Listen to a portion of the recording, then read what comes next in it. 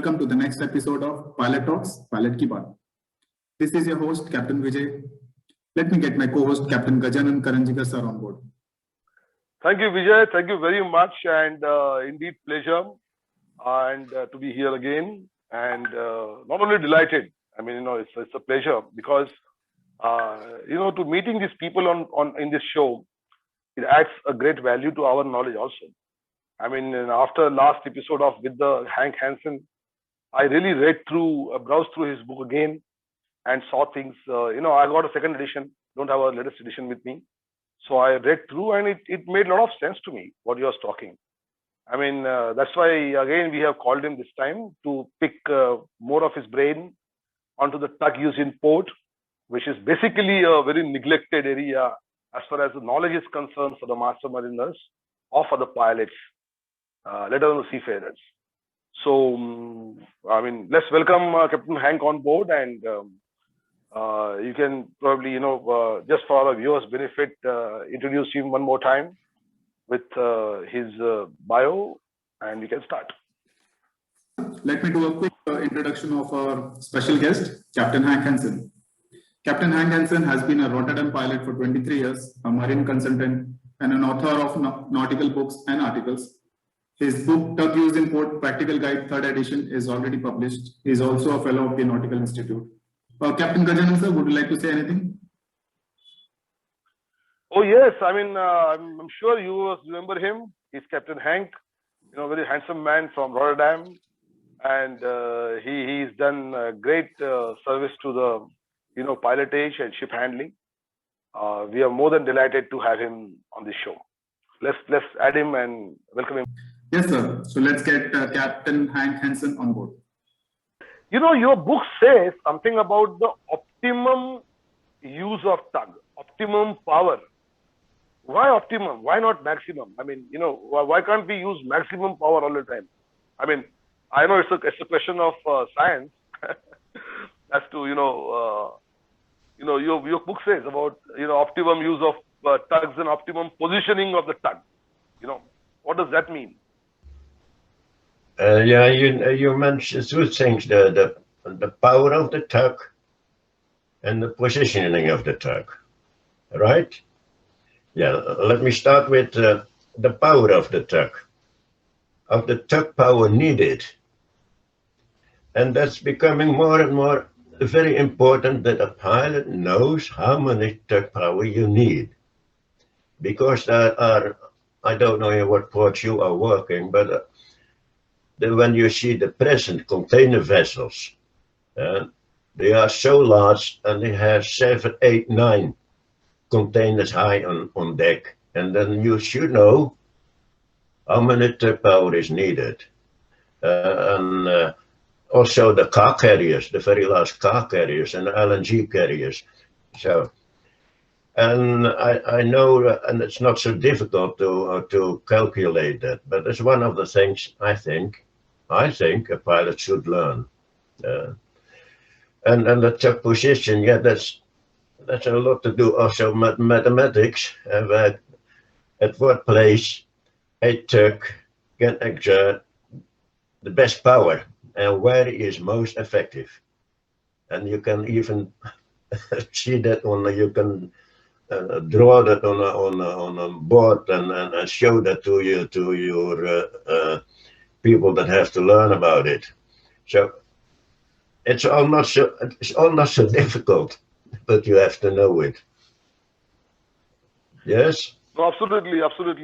Pivot point changing with the ship speed and with the ship's movement is crucial to understand the vessel's turning abilities with the use of tug.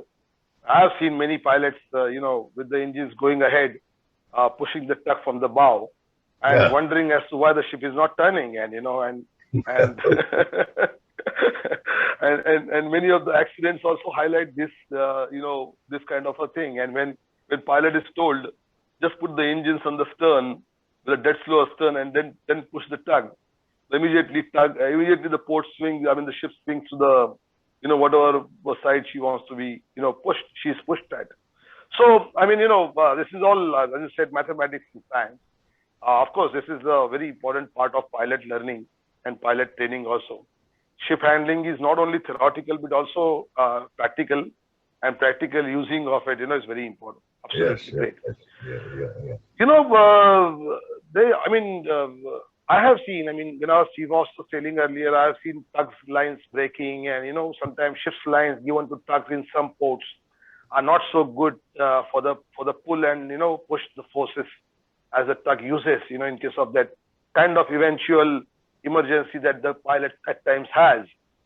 So it creates a very high risk operation, So could you be able to highlight as to what all the risks involved in in this tug operation when the contract of kind of towage is being performed commercially into the port?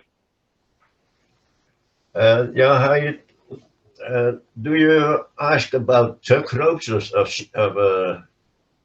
the use of ship ropes? Is that your question? Yeah, both times. I've seen even tug ropes are breaking at times because of the so there is a very dangerous operation, And ships lines, of course, are not meant for that kind of a purpose because they are 8-strand polypropylene PP rope, which is not so strong. Also been weathered a lot. Tugboat ropes are protected. Ships ropes are not protected. What my question is that there's a very high risk involved in the operation of towage in the port, Yeah. So what all the risk factors are there, things like that. Your book has nicely highlighted that.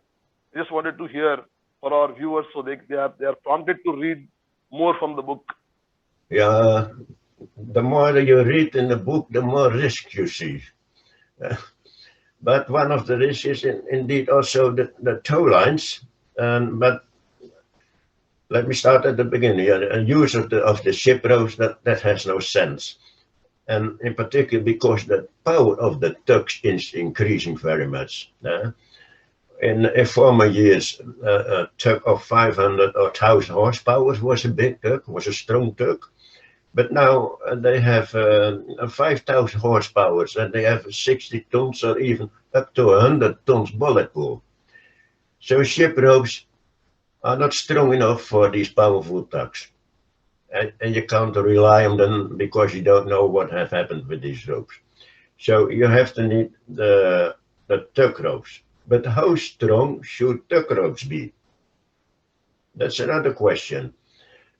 It should be more than a bullet pool because the tow rope is going often at a steep angle and there's a lot of movement, dynamics in it. So therefore, we say that it should be at least 3 times the bullet pool of the tug. And there are companies that are using 2 times.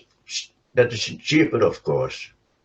But with 2 times the bullet pool, and when the tow rope is coming under a steep angle, then easily the tow rope breaks. And then you are in problems. So that's also a risk. But you as a pilot can't check that. You don't know. You mostly don't know what the safety factor of the tow rope is. Well, it should be about 3 times the bullet pool. In the States, it's even more. So that's one of the risks. Your former example about pushing at the bow. There's also a discussion going on. You can even push at the bow of a loaded bulk carrier, and then the ship is going in the opposite direction. When you push at the port bow, you expect it will go to starboard. No, that's not always the case. It can even go to port. And that can be explained by hydrodynamics and etc. So, all aspects, that the pilot has to learn, if possible. Yes? No, absolutely correct. Yes. Pilots are learning that as well. I'm sure the US side pilots are, learning better things. There's with the man model kind of courses and, with the man scale model courses and things like that, where we are yet to start that kind of training in India. And of course, Okay. it is on the cards now, and Indian government will soon, start this manned scale model training for the pilots as well, where they can use the tug use also is there in that course. And let's see if we will also start that. I have one more, question, if you don't mind. This I've seen in many accidents, ships accidents in the port, and there have been instances where the command given to tug and the tug usage and has been criticized. And of course, Vijay also highlighted about the communication between the master and the tug master and the pilot. That also has been highlighted. But somehow all the accident investigations, they stop when we establish the blame, whether it is a tug's mistake or pilot's mistake or ship's mistake or the wrong channel depth or whatever it is. Once we establish that one single reason, we stop the accident investigation. This happens in all parts of the world, not only in India or not only in Netherlands or US or Europe. My question to you is, why don't we? Our accident investigations, when will they bring out these, limitations and constraints being used by the equipment when the ship is being handled? Because by bringing out these limitations, what you rightly said, there are a lot of limitations, in this use of tugs. People should understand that tug is not something, which can be used anywhere and however you want to use. So when the accident investigations bring out this limitation and constraint, there'll be a lot to learn for us to improve the systems, right? And your book also highlights this very much about the limitations and constraints. Can you say something about that? Yeah, when you compare shipping with planes, with pilots, airplane pilots, when an accident happened with an airplane pilot, then at the first possibility that is implemented in the simulator. And then they can learn from it. But when an accident happens in the port of, let me say, Rotterdam or Mumbai, then nobody knows. There's maybe an investigation report, and it is read by the pilots there, but nobody else is reading that. Nobody else is learning from it. So that it's we are as pilots and as in the shipping world, very conservative. We should learn from all this accident, but we don't do that. And that's the problem. But even the investigation, and maybe you have read one of my articles, and one of your questions was also about it. It's not an investigation, it's not to blame a pilot. It's not to blame the shipmaster. No, it's to find the cause root, the root cause. To find the root cause and then finally to learn from it. And that's the reason for investigation. And investigation should therefore be carried out by very experienced investigators with a high knowledge of the practical world of pilots and tug masters. And then we can learn from it. But so far we are not yet. So there's still a lot to do in our world of pilotage and of tug handling. Yes. Yeah, absolutely, Captain Henk. Thank you very much for that. And really, I have not seen your latest edition of the tug is used in port book so far. What you have recently published from the Port of Rotterdam. Congratulations on securing that publication matter, and thank you very much for your attendance today. And we would, as we discussed, AIMPA UK, you are free to print the AIMPA logo onto the book, as we support that book, and we want the maximum people, pilots, master mariners, to buy that book. Even we are looking at, we have requested you that we can print that book in India if you want, because it is, the resources are cheaper here The cost of printing is cheaper here. So idea is not to give cheaper publications. Idea is to give to the maximum hands, so it can be used. So that is also motto. One of the mottos of our this video thing is that knowledge reaches to maximum people, and that's how it goes to the everybody, and nobody is deprived out of it. Indeed, thank you, Vijay. You want to add a few words to Captain Henk and his presence? Yes, definitely. It is a well-known fact that Rotterdam pilots are the best in the world, and you have been a pilot for almost 23 years. And I have seen your book, and it's my honor and privilege, sir, to even speak to you. And it's really grateful that you have, to have you on board for a part of this show. I thank you very much. It was a very nice opportunity to talk to you.